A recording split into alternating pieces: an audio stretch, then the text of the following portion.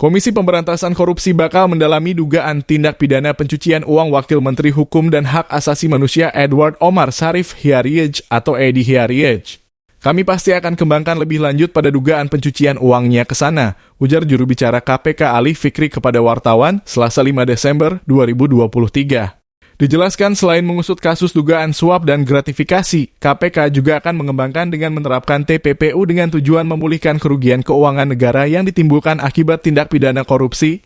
Karena sekali lagi bahwa apa yang KPK kerjakan dalam menuntaskan perkara tindak pidana korupsi selalu kemudian kami kejar dalam proses aset recovery-nya. Salah satu yang bisa kami lakukan adalah menerapkan TPPU, sebut dia.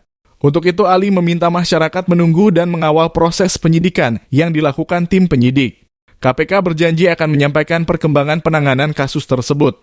Jadi ditunggu saja saksi-saksi siapa saja nanti yang akan dipanggil karena yang pasti setiap pemanggilan saksi kami informasikan pada masyarakat. Jadi ditunggu saja nanti saksinya siapa saja, kata Ali.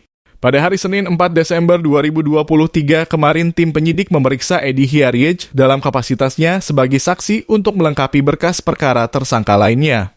Namun Edy memilih bungkam seusai diperiksa selama lebih dari 6 jam. Edy Hiaryej pun tak terima telah ditetapkan sebagai tersangka oleh KPK. Dia mengajukan gugatan pra-peradilan. Dua orang dekat Edy, Yosi Andika Mulyadi dan Yogi Ari Rukmana, juga tidak terima dijadikan tersangka. Mereka turut menggugat.